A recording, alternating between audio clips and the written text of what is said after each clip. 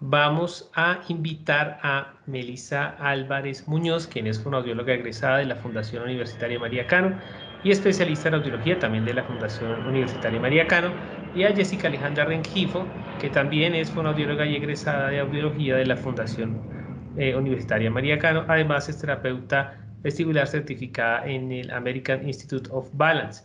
Ellos van a presentar una ponencia titulada Perfil audiológico de neonatos en el servicio de audiología de la IPS Oigamos.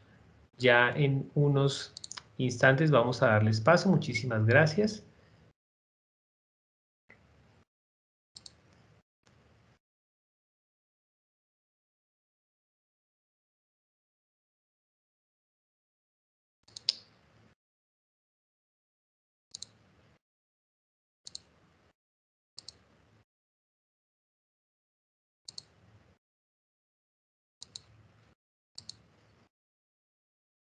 Listo, ya las tenemos entonces. Ya pueden activar sus micrófonos. Me dicen si pueden, si ya estamos con ustedes. Hola, buenas tardes. Melissa, muy buenas tardes. Bienvenida a este espacio. Muchas gracias. Estamos esperando a Jessica. Así es, ya está conectada también. Listo. Comparto la diapositiva por acá.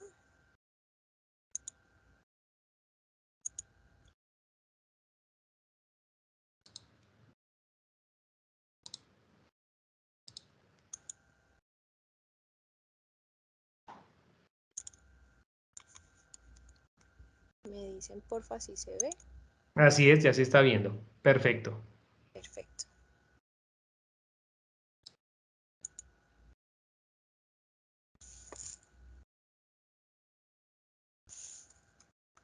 Jessie está hablando, pero dice como que no se escucha.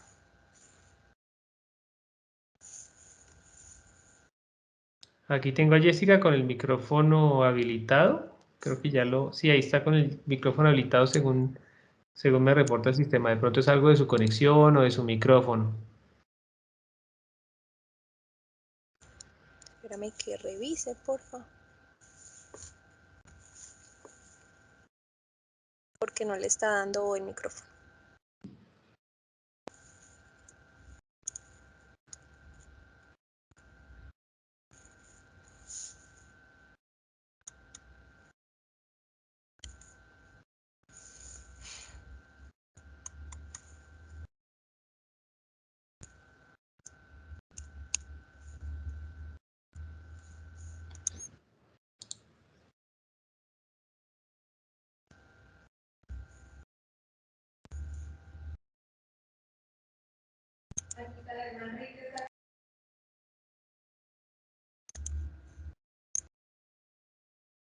Listo, ya tenemos a Jessica, pero creo que tenemos problemas de audio con ella.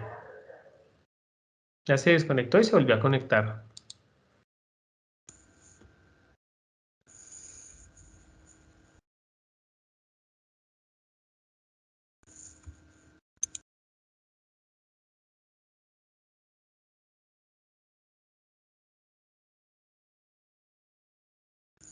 Me cuenta que dice micrófono deshabilitado. Que si porfa la habilitan. Aquí internamente ya está habilitado. Yo no le tengo... Debe ser de pronto configuración del computador de ella, porque aquí yo le tengo todo habilitado, ya está de hecho ajustada como ponente, entonces ya de pronto es configuración del micrófono. De hecho ya se había desconectado y se conectó de la reunión. No, le sale, ahí me mandó el pantallazo y le sale deshabilitado, en grisecito. Ella se desconectó del computador y se acaba de conectar al celular a ver si ahí le funciona.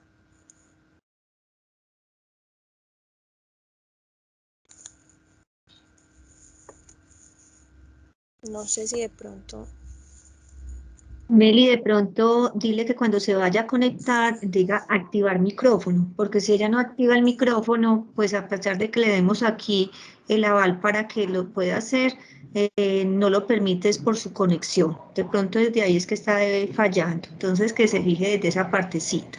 Listo, ya le voy a decir. Donde Ya dice la tengo a las dos. Aquí tengo a ahí, dos Jessicas Rengifo. Ahí están las dos ya puestas. Ahora sí, Jessica, ya te Ahora estamos sí. viendo. ahora ¿Cómo están?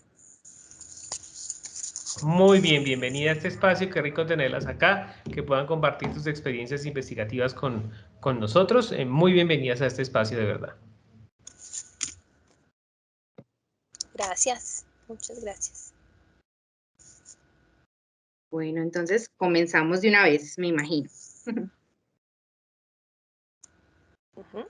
Dale, Jessy.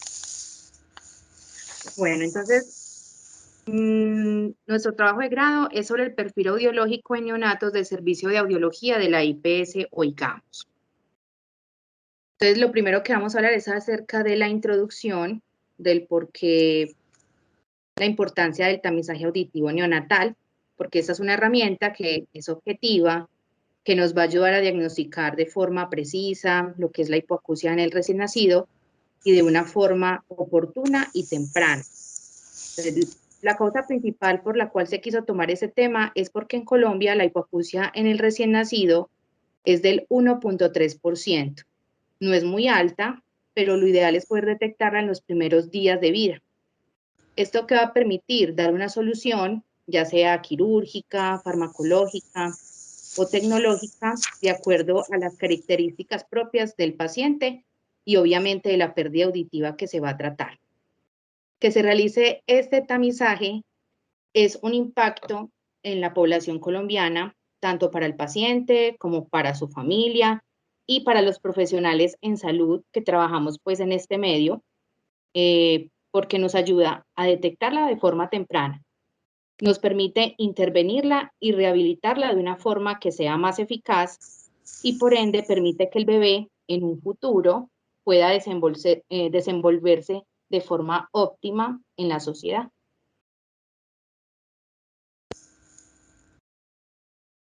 Ya cuando hablamos de la delimitación del problema, entonces uno de los principales problemas que se encontraron fue la limitación que es la disminución auditiva. Y por eso es importante poder detectarlo antes de los 6 meses de vida. ¿Esto qué va a evitar? Complicaciones en el desarrollo del niño de forma pues integral y sobre todo en el aprendizaje y en el lenguaje.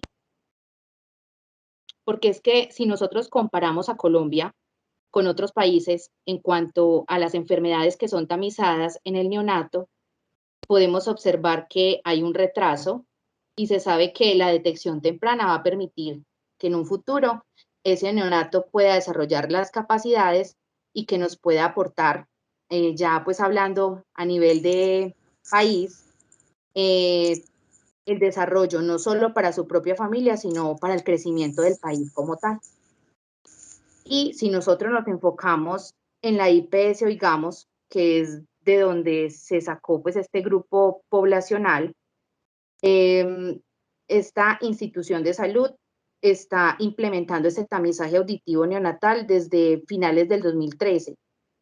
Y eso no solamente influyó de forma positiva en la IPS como tal, en la institución, sino a los bebés que fueron tamizados, porque se pudieron dar soluciones tempranas, los bebés con audición dentro de parámetros normales también fueron beneficiados porque se pudo valorar su estado auditivo y porque se intenta pues como asegurar que los padres de familia realicen unos controles auditivos que son recomendados, que son a los 3 años de edad y a los 7 años de edad. 3 años de edad la audiometría y la impedanciometría y a los 7 años audiometría, logoaudiometría e impedanciometría. Y esto ocurre porque cuando se está realizando el tamizaje y se termina pues de realizar, se les está entregando, aparte del informe correspondiente, un carnet auditivo con la información que ya se acabó de comentar. Bueno, nosotros para esta investigación utilizamos el equipo Titan de Interacoustics. Este tiene 3 módulos que son las autoemisiones acústicas producto de distorsión, que evalúan entre 65 y 55 decibeles SPL, y evaluamos las frecuencias de 1000, 1500, 2000, 3000 y 4000. El ABRIS, que es un un ABR automatizado, que eso no, se evalúa 35 decibeles NHL y nos dice si pasa o no pasa. Y también implementamos el timpanograma con tono de sonda de 1000 Hz. Entonces, para poder hacer realidad este objetivo, fue necesario hacer una identificación de los factores de riesgo en la población evaluada por medio de la observación y la anamnesis. También reconocer cómo es el desempeño auditivo de los bebés con y sin factores de riesgo. Evaluamos este desempeño por medio del tamizaje auditivo neonatal con las 3 pruebas mencionadas anteriormente. Y por último, poder describir el perfil audiológico por medio de estadísticas. En los objetivos específicos, lo que les acabo de comentar. En cuanto a la justificación, anteriormente en Colombia el tamizaje era solo dirigido a los bebés considerados de alto riesgo, siendo más afectados los prematuros, ya que eran estos bebés los que podían presentar un daño auditivo. Se sabía que los bebés de alto riesgo en muchos casos presentaban hipoacusias sensoriales o sensorioneurales, tanto unilaterales como bilaterales. Y lo que se quiere demostrar en pocas palabras es la importancia de cubrir las necesidades que se pueden presentar si llega a aparecer una limitación auditiva. Aquí es donde entra el tamizaje auditivo neonatal, que debe ser exclusivo para todos los bebés nacidos en cualquier parte del mundo, tengan o no tengan alto riesgo. Según la literatura encontrada, de 1000 recién nacidos, de 1 a 5 presentan disminución auditiva con un grado variable, lo que quiere decir que cada año habrían miles de nuevos casos, ya que en Colombia hay aproximadamente 1 millón de nacimientos al año. La mayor preocupación es que la mayoría de estos nuevos casos van a tener un diagnóstico tardío por ser bebés sin factor de riesgo. Y como mencionamos antes, al diagnosticar las pérdidas auditivas entre el segundo y tercer año de vida, se pierde el periodo más crucial para la estimulación de la vía auditiva, ya que esta comienza al nacer y llega más o menos hasta los 3 años. Además, no se lograría un desarrollo competente de las capacidades intelectuales y comunicativas.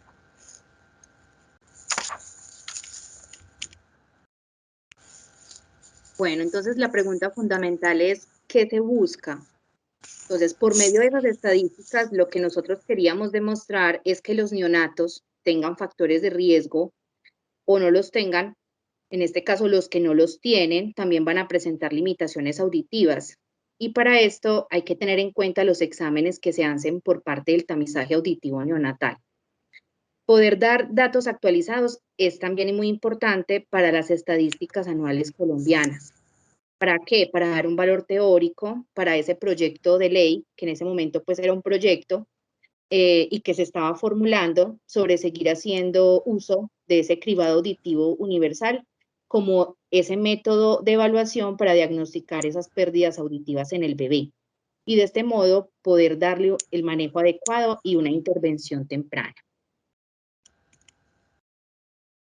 Entonces, ¿cuáles serían esos beneficios? Nosotros los separamos en gubernamentales porque se van a dar datos actualizados para esas bases teóricas que van a sacar adelante ese proyecto de ley, que es el 019 del 2015. También el talento humano en salud que está involucrado. ¿Por qué? Porque permite dar estrategias de evaluación que van a ser objetivas y que no excluyan a ninguna población. Y además van a permitir planes que van a ser de intervención y también de rehabilitación. Los más beneficiados, obviamente, que son los neonatos. ¿Por qué? Porque vamos a poder conocer el perfil audiológico de ellos, sin excepciones, y obviamente la familia. ¿Por qué? Porque va a poder actuar más rápidamente junto a los profesionales que estén, pues, como en el caso, buscando intervenir, buscando rehabilitar y buscando que ese bebé pueda desarrollar mejor aspectos tanto sociales como comunicativos. Bueno, aquí yo quiero hacer un paréntesis antes de continuar. Mi compañera Jessica habla del proyecto de ley 019 del 2015 porque cuando nosotros realizamos esta investigación fue en el año 2018 y aún no se había avalado la ley de tamizaje universal en Colombia. Entonces, continuando con la metodología que utilizamos, se pensó en un método analítico sintético, ya que este analiza por medio de la descomposición del objetivo de estudio en sus partes más mínimas y de este modo lograr la verdad del conocimiento. En el caso de nuestro estudio es descomponer el tamizaje auditivo neonatal en sus pruebas y de este modo poder acceder a sus datos. Este modo tiene una segunda parte que consiste en integrar esas partes mínimas por medio de la síntesis para buscar lo que las relaciona para volver a completar el todo. Es esto lo que se quiere hacer con las pruebas auditivas, para poder verlo como un todo y que permita sacar la conclusión de la verdadera necesidad del tamizaje. En los resultados se recolectó información acerca del tamizaje auditivo neonatal al recoger una muestra perteneciente a la IPS Oigamos de las sedes Medellín y Río Negro. En total se analizaron los exámenes auditivos de 240 neonatos entre los meses de octubre, noviembre y diciembre del año 2018. Gracias a esto se han obtenido los resultados esperados en cuanto al objetivo general. Además se obtuvieron datos relevantes de los cuales vamos a hablar a continuación. El sexo, el mayor porcentaje de mujeres que asistió al tamizaje auditivo fue un 52%, que los hombres, que estuvo con un 48%. En edad, un 92% consultaron antes de los 6 meses de vida y solo un 8% fue después de este periodo. Esto fue muy alentador porque, como se explicó anteriormente, una evaluación temprana permite dar un diagnóstico precoz en caso de presentar alguna alteración auditiva. En cuanto a los factores de riesgo, en la anamnesis se rescataron datos que fueron importantes acerca de los factores de riesgo, donde los padres y los cuidadores refirieron solo un 3% de riesgos prenatales, un 13% de riesgos perinatales y un porcentaje alto del 84% de riesgos postnatales. Eso también es alentador en cierto modo porque demuestra el esfuerzo que se ha realizado en cuanto a promoción y prevención, por ejemplo, en las madres gestantes, para prevenir esos factores de riesgos tanto prenatales como perinatales. Además, si nosotros nos enfocamos en los riesgos postnatales, sabemos que en estos interviene en mayor medida el ambiente. Y es por esto que es el porcentaje más alto que vemos acá, aclarando que lo que más influyó fueron las enfermedades virales.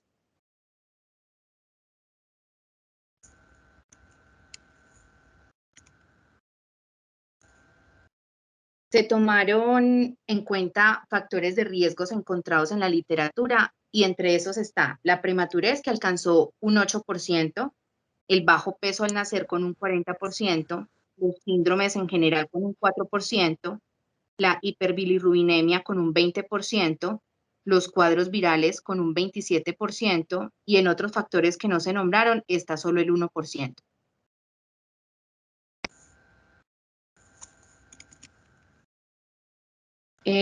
Tamizaje completo, o sea, poblaciones a las cuales se les realizó ese tamizaje completo. Entonces, nos queda que un 98% se realizó el tamizaje auditivo completo y solamente un 2% de los recién nacidos no realizaron las pruebas en la totalidad. Cabe aclarar que la mayoría de los niños evaluados que nosotros atendemos acá en la IPS Oigamos no consultaron por medio de la EPS, sino por salud prepagada, donde tanto pediatras como los otorrinolaringólogos daban la orden del tamizaje completo. Además, si los padres consultaban particularmente, también se les brindaba el servicio completo. Entonces, aquí también está la importancia de esa difusión por parte del personal médico acerca de la importancia de realizar los exámenes completos, y esto solamente se logra, como ya se ha dicho muchas veces, con un buen programa de promoción y prevención. Bueno, en los resultados del estado auditivo, al analizar el reporte que se le entrega al final a cada cuidador, se encontró que un 85% pasaron el tamizaje sin ningún inconveniente. Cuando hablamos de tamizaje completo, hablamos de las 3 pruebas, el ABRIS, las otoemisiones y el timpanograma. Mientras que un 15% no lo lograron pasar. Las pruebas no pasadas. El tamizaje auditivo neonatal entonces está conformado por las 3 pruebas que les comenté anteriormente. De estas pruebas, el porcentaje que no pasó fue un 30%, no pasó una prueba de las 3, un 45% no pasó 2 pruebas de las 3 y un 25% no pasó las 3 pruebas.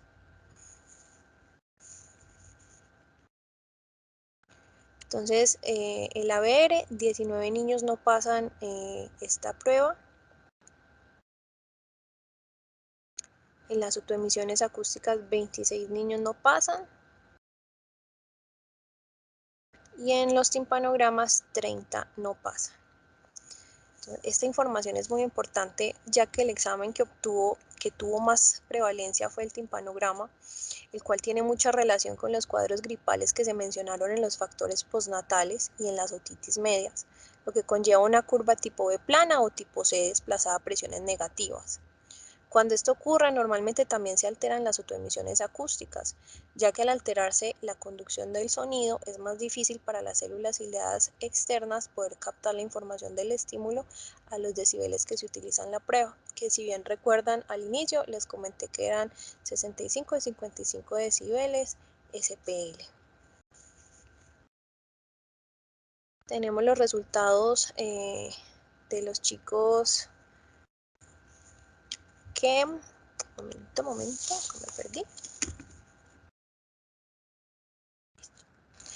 De los chicos retamizados, que con base a esto también se recolectó información acerca de los recién nacidos retamizados, porque una vez no pasen el primer tamizaje, se le pide a los padres de familia o al pediatra que se debe repetir la prueba en un mes.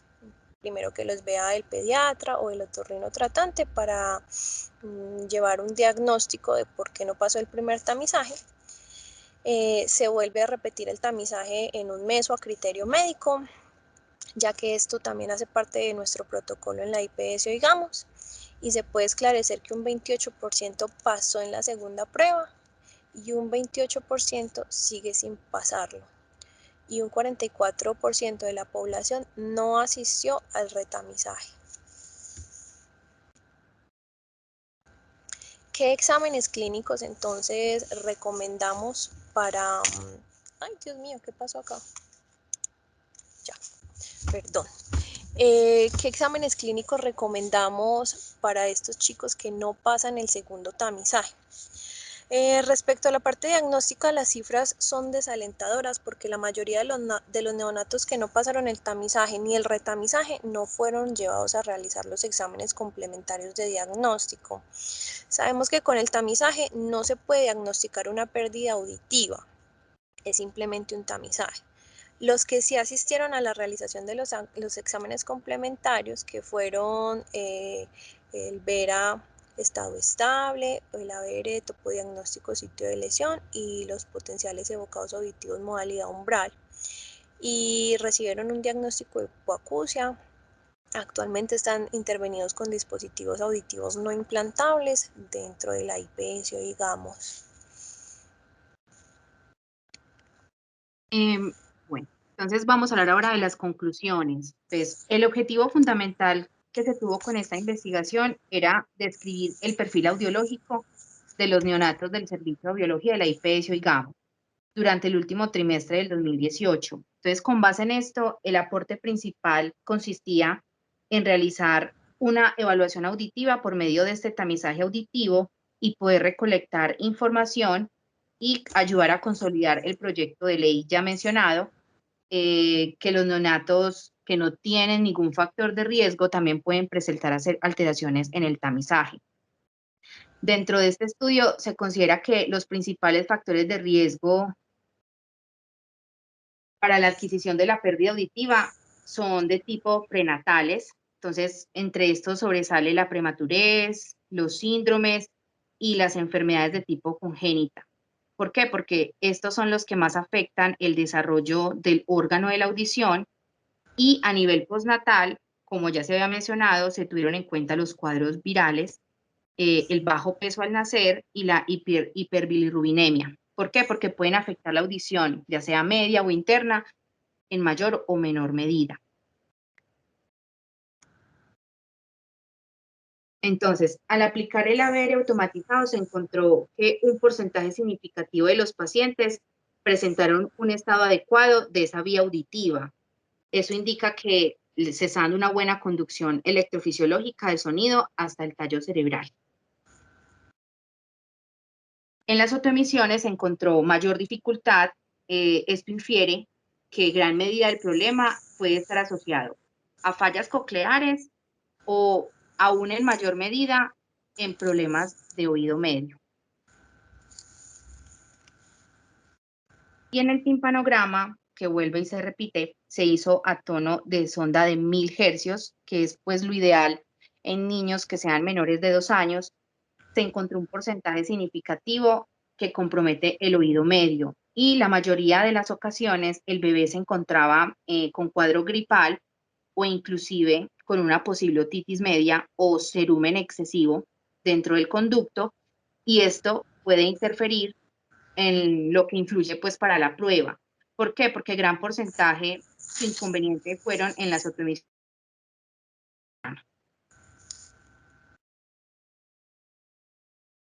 Esta información es muy valiosa porque los problemas auditivos en muchas ocasiones se piensa en ayudas auditivas, y por eso hay que tener en cuenta el timpanograma, que en muchos tamizajes que se realizan acá en Colombia no lo están realizando.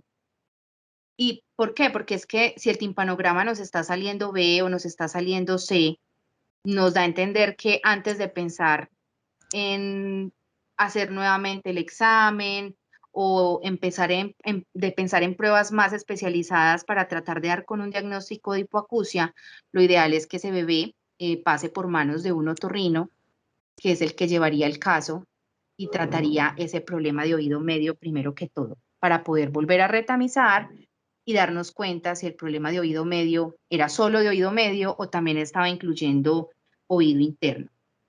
Entonces nos queda plantear cuáles pueden ser esas líneas futuras de investigación que puedan continuar con ese trabajo de grado, y sería pues muy interesante observar ese desempeño auditivo, no solamente en la IPS Oigamos, sino también en otras instituciones de salud que se atiende a este tipo de población.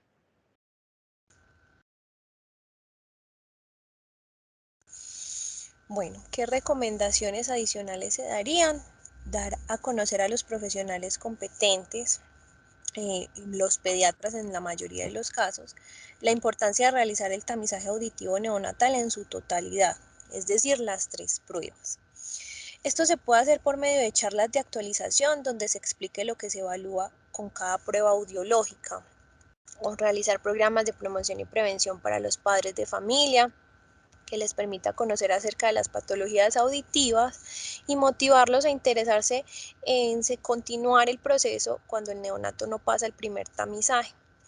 Para poder lograr lo anterior, es importante explicar cuáles son sus pruebas, en qué consiste cada una de ellas y cuál es el plan estructurado a seguir que permitirá buenos pronósticos. ¿Cuál sería la ruta de atención entonces? Corroborar que si los profesionales del área de la salud, sea médico general, pediatra, internista, el que esté ahí al lado del bebé, si mande o si remita a realizar el tamizaje. Usualmente lo que vemos en las EPS es que envían el ABRIS solito, pero si no pasa el ABRIS en el primer tamizaje, ¿cómo sabemos si en realidad sí está afectada como tal tallo cerebral y no está afectado oído medio? Por eso es que le hacemos tanto énfasis a realizar las 3 pruebas. ¿Qué se sabe hasta ahora? Un año después de publicada esta investigación, el presidente de Colombia, Iván Duque Márquez, firmó la ley 1980 del 2019, también conocida como Ley de Tamizaje Neonatal, que es una política de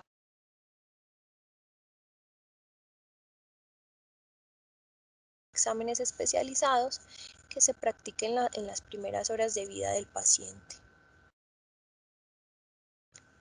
Y ya.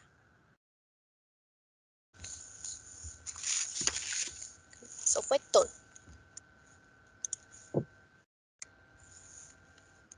Bueno, muchísimas gracias a Melissa y muchísimas gracias a nuestras expositoras por esta importante ponencia.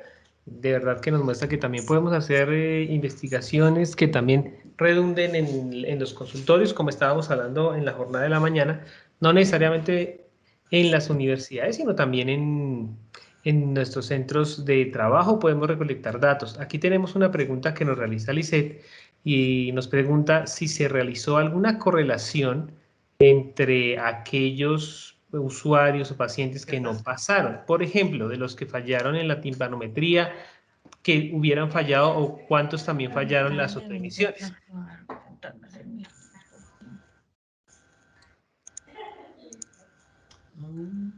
¿Y el evento que hasta qué horas es? Sí, tuvimos los... No sé si por acá está, déjame yo lo busco. Espérame un segundito, que por aquí creo que tengo la gráfica de las pruebas que no pasaron. Por ejemplo, del ABR, dijimos que el ABR automatizado, un 92% pasó, pero un 8% no pasó. ¿Por qué tan bajo este porcentaje? Usualmente los que no pasaban en el ABR y las autoemisiones acústicas, que fue un 89% el que pasó autoemisiones y 11% el que no, tenían una patología de oído medio asociado, ya que por ejemplo los timpanogramas fue un 13% de los bebés que no pasaron y un 87% que sí pasaron. Las cifras están como muy parecidas. Los chiquitos que no pasaron a ver fue un 8%, autoemisiones 11% y timpanograma 13%.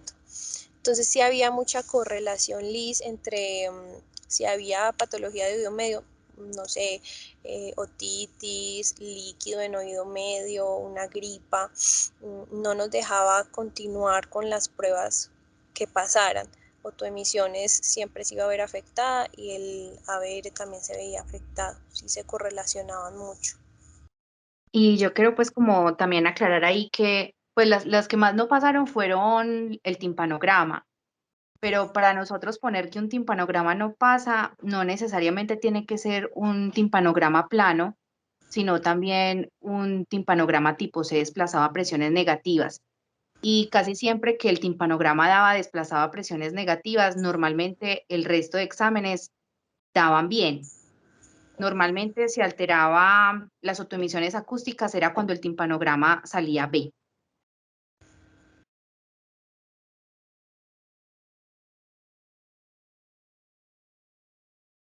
¿Tienen alguna otra pregunta?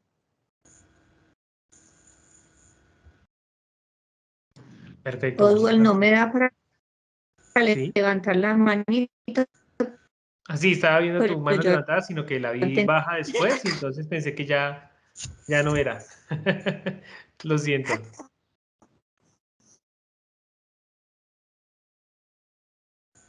Sí, profe Liliana. interesante porque el trabajo integrado, autoemisiones ver automatizado y